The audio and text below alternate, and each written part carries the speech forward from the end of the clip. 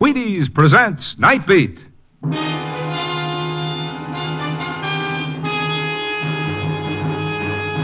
On stage tonight, transcribed from Hollywood, Night Beat, another in the Wheaties' big parade of exciting half-hour presentations. Night Beat.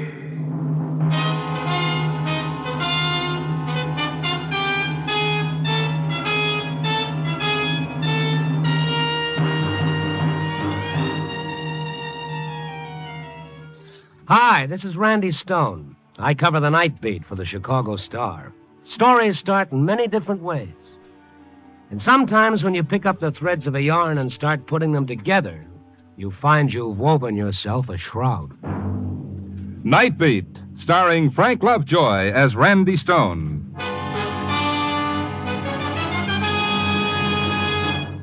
Did you know? Wheaties at 7 can help at 11. They really can. The world isn't half so tough to face when you've got a good breakfast under your belt. And it doesn't matter what part of the world you're facing either. Farmers can farm better, actors can act better, salesmen can sell better on a better breakfast. And that's what you start with when you start with Wheaties. Because here are flakes of whole wheat, with the vitamins, the minerals, the wonderful, life-giving energy of whole wheat. The very things you need to get work done that you meant to get done in the morning.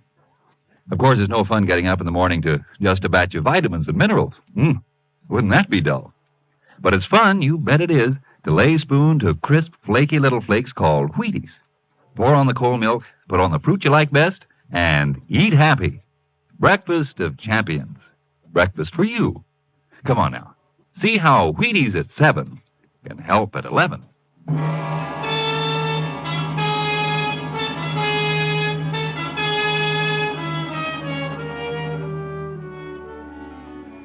A great poet once wrote about Chicago. He said it was a city built by men with muscles and a willingness to use them. Well, Chicago is still full of willing people, some willing to work and others willing to let them. You take Gus Reed, who broke jail last week while doing life for murder. Not that he ever became bent with honest toil, he just got crooked trying to avoid it. But now he was out, escaped with a famous hood named Neil Ramsey. When I dropped into the precinct station to see if there were any late developments, the boys told me there might be some later on. So I stepped out for a cup of coffee and a sandwich at Harpoon Louie's, a few blocks down the avenue. Oh, hello, Mr. Stone. Been several nights since I've seen you. Working hard? Well, I've been on the jump. What's good tonight? Got a fresh baked ham that's quite tasty. That's a deal. On white or rye? Rye, I guess. Mustard and pickle, I presume? Yeah, and a cup of coffee. Well, look what just walked in. Huh? Looks like the man from Mars. What happened, kiddo? Your flying saucer breakdown? Oh, well, goodness, you're a big boy to be wearing a Halloween mask. Shut up! What's the big idea? What's it look like? This is a sticker. The kid was sandy-haired, skinny, and as nervous as a two-headed boy at a scalping party. A mask covered his entire face, a fantastic false face with a couple of rubber antennae quivering over the eyebrows. Very amusing, until you looked down and saw the .38 in his fist. All right. You, behind the counter. Open the cash register. Let's have it, quick. Well, all right. Easy with that gun, kid. Shut up, you. Empty your pockets. Anything you say. Easy on the trigger. There you are. All right. You behind the counter. Just lay that money on the showcase. It isn't worth it, you know, son. I'll just take that. As the kid stepped forward, his eyes on the money, I lunged swinging. He whirled as my fist smashed against his wrist. Ouch! The gun hit the floor, and I snatched at his mask, ripping off a corner as the elastic snapped.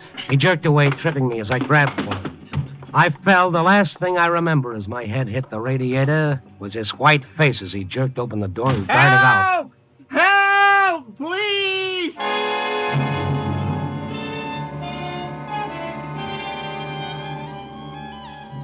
When I came to, I was lying on the floor with the delicatessen owner and a couple of cops standing over me.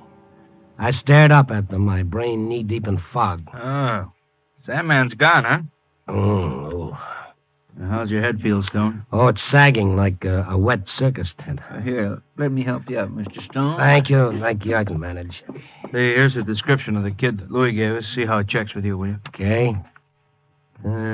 Yeah, that's right. About 13, 5'3", light hair. Mhm. I suppose you'll be able to trace him by that gun he left, won't you? Oh, it's probably stolen.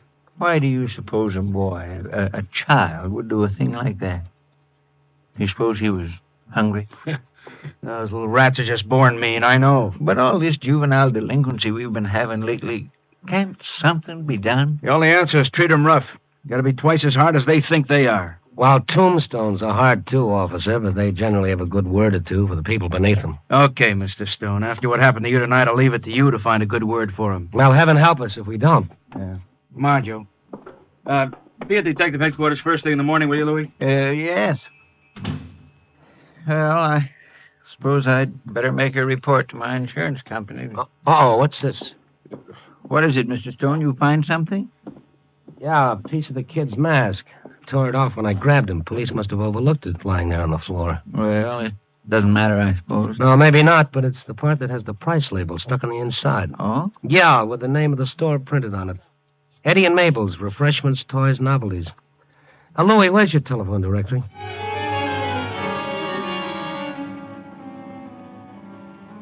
The address turned out to be down in the low-rent district. I hopped a taxi, and in a matter of minutes, I was standing in front of Eddie and Mabel's, staring at the toys littering the dusty showcase. Among them lay a few tired-looking masks, each one identical with the one the kid had worn. I went in. Yeah? Something I can do for you? I was just noticing those masks in your window. Have you sold any recently? Masks? Who sells masks this time of year? Why? Well, I just A wondered. drummer comes in and sells my husband masks. Can you imagine? In April, my husband buys masks for Halloween. Well, A head he's got on him. 2 months we have these masks in stock, and how many do you think we sell? One. One single mask. A businessman, he calls himself. Ha! Just when did you sell that one mask? Well, it so happens just this morning. To a 13-year-old boy who needs it like I need a hole in the head. Who is he? His poor mother slaves all day long in a laundry, and he spends money on junk like that. Does it pay to have children, I ask you? What's his name? Reed, Jimmy Reed. Oh, I feel sorry for his mother. Such a bum that kid is. Well, with that kind of a father, what can you expect? Oh, wait just a minute. Did you say Reed? Who is his father? Gus Reed, the gangster who breaks out of prison. It's in all the papers. Oh, yeah. I see. How is it that you know the boy and his mother so well? Why shouldn't I? They live in the apartment house on the corner. Why? Oh, thank you. Good night.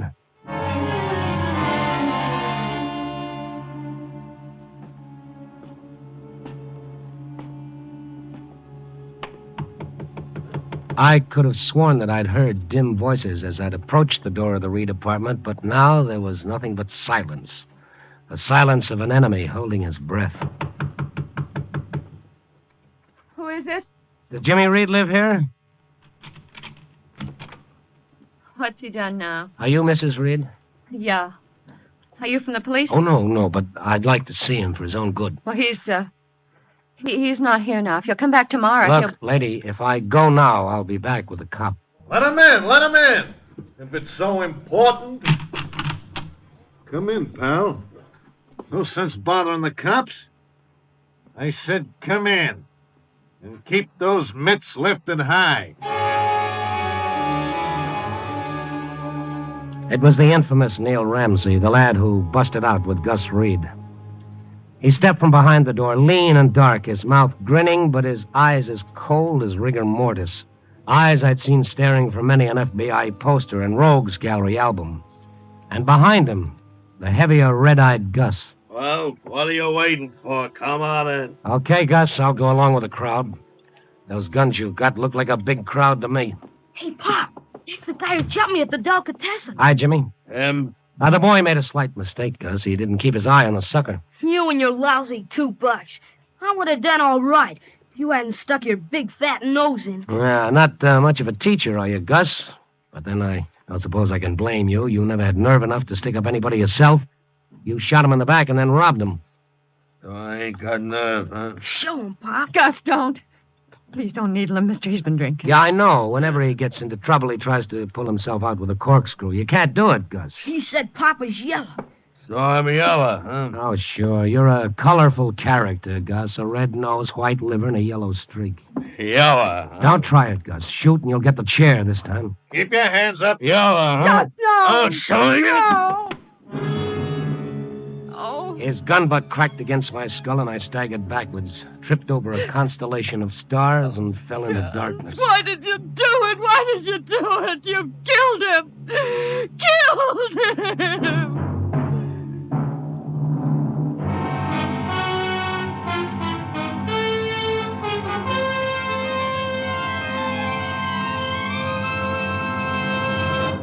General Mills is bringing you Night Beat, starring Frank Lovejoy as Randy Stone. We have a special treat for you tonight, and here's Ed Prentice to tell you about it. Thanks, Frank. Folks, I'd like you to meet an old friend of mine. Here's Luke Appling, the dashing young man of the Chicago White Sox. Cut it out, Ed. I've been playing ball for the Sox for over 20 years. Why, that's way back before Wheaties baseball broadcast. That's almost way back before Wheaties. And say, Ed, speaking of Wheaties, I brought along some peaches from down home in Georgia. Reckon we can locate some bowls around here? Maybe the cast would like a little snack after the show. Well, what could be better than that? A Wheaties champion dishing up the breakfast of champions for a bunch of champion actors.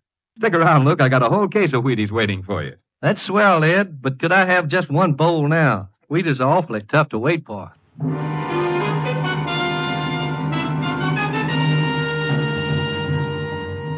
And now back to Night Beat and Randy Stone.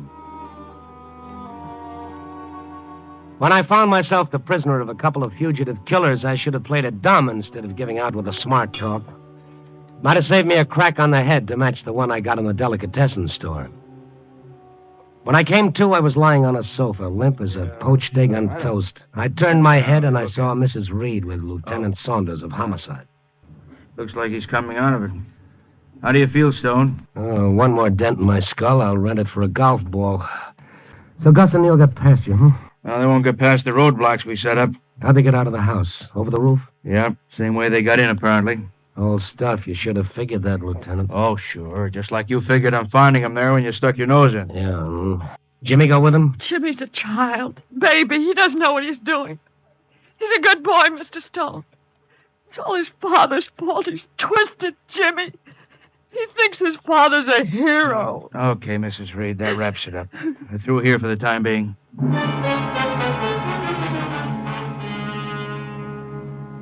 After Lieutenant Saunders and his men left, I tried to get the answers to some questions I'd missed. For instance, why had Gus and Neil come here? What had they wanted? Food, liquor, money. They took everything I had. Have any idea where they might be heading? I only wish I knew. Well, Gus broke out a week ago. If this is the first time he's been here, there's a chance he's been laying low in a hideout, probably just outside of Chicago. I don't know. Mrs. Reed, do you think Jimmy's known about the hideout? Has his father been in touch with him this past week? I don't know. He's been acting so strange. Mm-hmm. You think Gus could have contacted him before he broke out? Or that Jimmy might have known in advance? Well, how could he? Did he see his father in prison lately? No, not lately. Uh-huh. Gus write him very often? No, not nearly as much as Jimmy wrote him. He kept his father's letters? Oh, of course. Kept them like they were treasure. Can you get them? I'd like to look them over. I'll see if I can find them.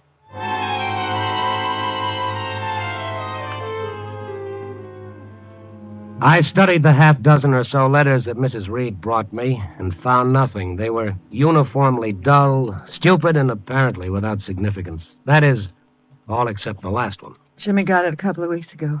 Read it. Be a good boy and don't get mixed up with the old Lakeside gang or the bunch at the tavern. Abandon the road to evil. It doesn't sound like Gus, does it? Trying to get in good with the prison censor, that's why. Putting on the hypocrite. I get homesick off and on. Your accident on the Compton Highway was tough. Yours truly, your old man. Compton Highway? I don't know what Jimmy told him, but he certainly didn't have any accident. What about the Lakeside gang? Well, I never heard of it. This bunch at the tavern he mentioned. Well, I tell you, it doesn't make sense. Jimmy would have told me if there'd been any trouble. I know he would have. Abandon the road to evil. No, you're absolutely right, Mr. Reed. Doesn't make sense. I held it up to the ceiling light, and there it was. Pinpoints of light gleaming through 8 words in the letter. What is it? Does this make any sense to you? Old Lakeside Tavern, abandoned road off Compton Highway. Lakeside Tavern. Of course, Gus used to work there. When? Years ago, it was a beer parlor. On an abandoned road? Well, it wasn't then. They built a shortcut later that bypassed it. The place was condemned. Well, I'd better be going. I'm going with you. On a hold? You can't stop me. Jimmy's there. We don't know that. Well, if that's where they are. He's there, and I'm going. Now, look, the best thing that we can do is go to the police and tell them what No, Mr. Stone, please. They'll be shooting. Jimmy will be killed. As long as he stays with... Even if he isn't, if he's arrested there, it'll make things worse for him than they are now. Please, Mr. Stone, let's do it my way. But what? What can you do? Well, get him away from there first before the police come. Well, I'll probably regret this, but come on.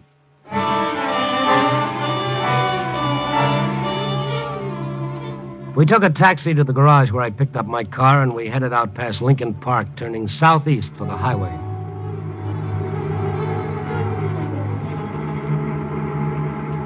You sure we turned off at the right place? Oh, yeah, I'm sure. This is part of the old road. There. There it is, the tavern between those trees. Oh, yeah. Uh-oh. What is it? Thought I saw a light in one of those windows. Oh, I didn't see anything. Now, look, we passed a filling station about a mile back down the road. Be much better if we went back and buzzed the state highway. Oh, no. Now, what are you doing? Hey, wait! Jimmy! Jimmy! Look, you want to get us killed? There's nobody here. All right, let's get back to the car and get out of here. Wait. What are you doing? I'd like to take a look inside. Why? Well, they may have been here and gone. Please wait. We might come on a clue. Everything comes to him who waits, including a hearse. It's unlocked. Now, let's get a match going.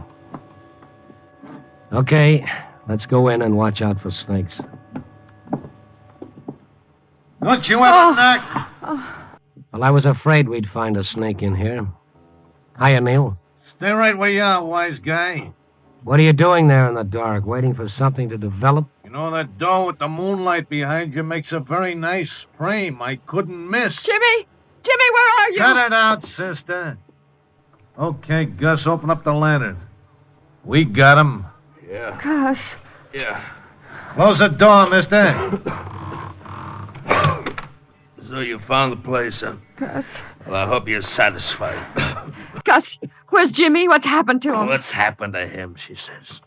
There I am sitting with a bullet in my chest, and all she hollers is, what's happened to that dumb little punk? Gus. She sees me. Gus, where is he? Oh, dry up. He'll be back. I just sent him down the road for a can of gas. Where's your car? You think we'd leave it out in front? What happened to Gus? Who shot him? What difference does it make? This is one story you ain't covering, pal. There ain't no kibitzes tonight. You dealt yourself in, and your cards don't look good, pal.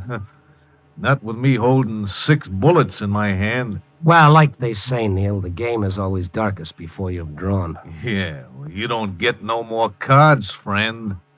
You're through. The roadblock. Of course, Gus got it when you crashed the roadblock. Give the sucker a cigarette. You know, I get a bang knocking you two off right now. But just in case we do have trouble, maybe we could use a hostage or two. Hostage? Neil, that's a $2 word. Yeah. I got a 39-cent rope to go with it. Turn around, both of you.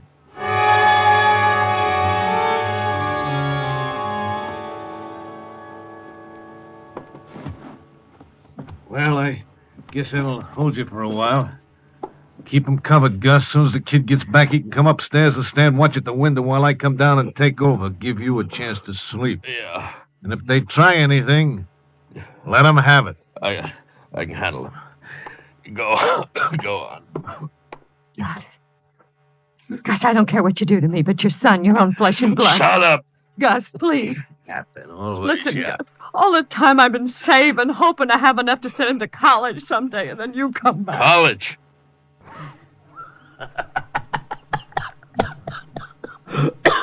All right, so I'm going to college. I got some deals coming. Look, you help me get out of this spot, and we'll have enough dough The Gold Coast Servants College, huh? So I'll send him to college. But you can send him to college, Gus, now. What? What are you talking You're worth $5,000. Dead or alive. A reward for me? $5,000. Look, let Ann turn you in. Let her, Gus. She'll get the reward. Just cut us loose. What kind of a sucker do you think I am, you lying? All right, then. All I gotta say is you better see a doctor before morning if you expect to live. Shut up! I'll dance on your grave, you creep. What's the use of kidding yourself? You're dying. You're just sitting there dying. Your only chance is a doctor now, before it's too late. I don't have to tell you, Gus. That bullet's in your lungs. And when you start to go, it'll be fast. Nothing will save you. Go ahead and die, why don't you now? No. No, look. Someone's coming. Huh? Jimmy! Ma! Ma, how'd you get here? Oh, Jimmy. Ma, did you have to tie her up? Hey, punk! Neil! Hey, why'd you have to tie her up? Seen you come up the road with that can of gas. Where is it? Outside. Well, get it in the car. You hear? Make it snappy. Yeah. And when you're through, come on up here. Okay. Ma! It's all right, Jimmy. Jimmy, Neil will kill your mother. You've got to cut us loose. Oh, no. No, he won't. Everything will be all right, Ma. I gotta get to a doctor. You haven't got much time, Gus. I gotta get out of here. Jeepers, Pop, we can't. Maybe if I can get Neil to let me go for a doctor. A doctor won't do him any good here. He's got to get to a hospital. Yeah. But, Pop... But I'm dying. I can't lay here and just die. But, Pop, Neil said all the roads... Neil'll be hanged. He can burn for all I care. It's your only chance, Gus. Not only for yourself, but for your wife and Jimmy. The reward will help. Reward? What difference does that make to me? Look, I gotta get to a hospital. Look, I'll cut you loose. You gotta help me. Huh? Roll over. Right. Close enough?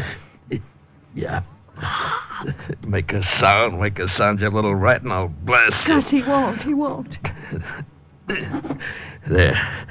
Now your hands are loose. Give me that gun and the knife. Okay, Mrs. Reed. Oh. And now your ankles. Oh. There you are. Okay. You stand right where you are. Neil. Yeah, your partner. Neil Ramsey stood at the head of the stairs at the other end of the big room. I could barely make him out in the dim gloom, but you didn't have to spotlight his .45 to know that it was looking down at us. Drop the rod, journalist. He came down, crossed the floor, his face twisted in the kind of grin you see pictured on labels over the word poison. So you want to go to a hospital, eh, Gus? Neil, I can't breathe. And I can blame for all you care, eh? No, I didn't mean it that way, Neil. You want to go to a hospital, give up. They can't give you a worse sentence than what you got now, is that it? I wouldn't say anything, Neil. I would. But me, I burn when they catch me. But you don't care. That's okay by you, eh? I'm no good to you, Neil, please. Please, Neil, don't do it. I wouldn't double-cross you, I swear. I wouldn't you swear. I'm just looking at you, Gus. I'm wondering why an operator like me, who's supposed to have a few brains, ever tied up with a cheap, yellow... Not Pop's not yellow. What's the matter, punk? Does the truth hurt? Well, he'll tell you so himself. Go on. Tell him, Gus. Tell him you're a cheap, yellow louse. Tell him or I'll... I'm a cheap yellow louse. Oh, please, Neil, please let me alone. I can't breathe. Please. She can't breathe, eh? Well, nobody that can't breathe belongs in any hospital. Neil. No. The place for him is the morgue. No. You butcher! You shot my Pop. You shot him. I'll kill you!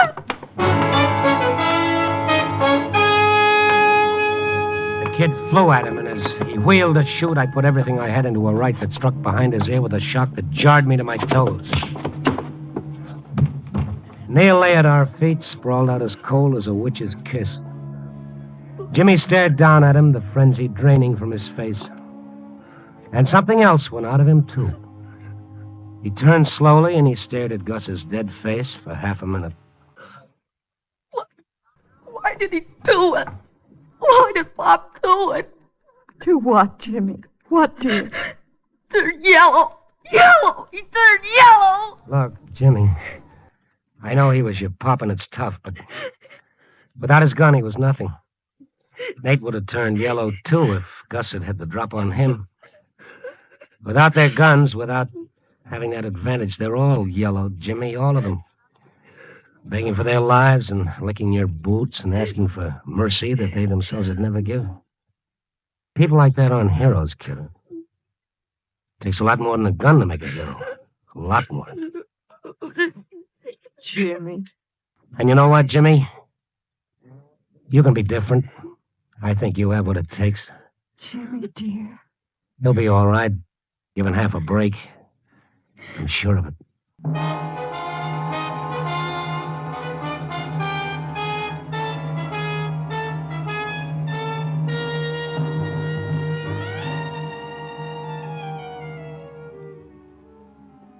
4 a.m., the morning still dark with leftover night. A few hours from now, Mrs. Reed will find out that there is no reward for Gus, that I lied trying to trick him into letting us go. But she'll feel better about it, maybe, when she finds out there is one for Neil, and $5,000 worth. So maybe Jimmy will have his chance for an education after all. That is, after we straighten out a slight case of armed robbery and aiding to escape convicts. This is going to take quite some straightening, but when it comes to kids, even at 4 in the morning, I'm an optimist. Well, so that's it. It isn't often life ties up a story with a rose-colored ribbon. Usually it just leaves the loose ends dangling. So, well, let's tie it up. Copy, boy.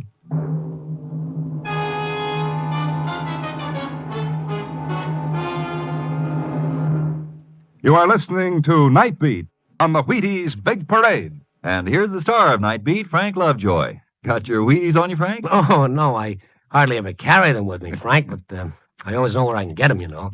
We have a place on the cupboard shelf at home reserved for the Wheaties box. Well, I suppose with a couple of youngsters digging in, the Wheaties don't last long at the Lovejoy house. Oh, that's for sure. We really go through them. So do we. I guess there are a lot of families like ours, Frank, where Wheaties have a reserved place on the cupboard shelf. Well, I can't think of a nicer whole wheat flake to reserve a place for, Frank. Good night. Good night, Frank Lovejoy. Get your Wheaties, everybody.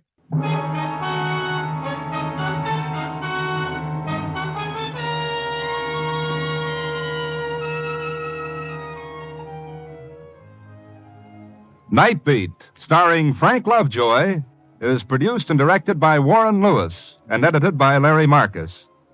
Tonight's story was written by Irvin Ashkenazi and John Robinson, with music by Frank Worth. The part of Gus was played by Bill Conrad. Bea Benaderet was Anne. Others in tonight's cast were Jack Crucian, Sheldon Leonard, Jeff Silver, and Parley Bear.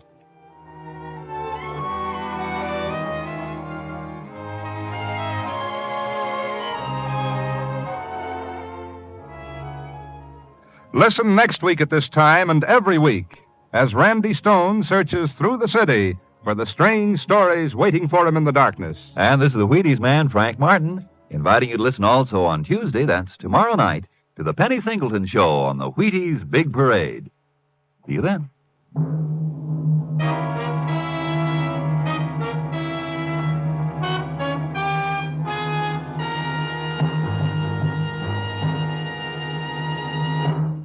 Night Beat came to you transcribed from Hollywood.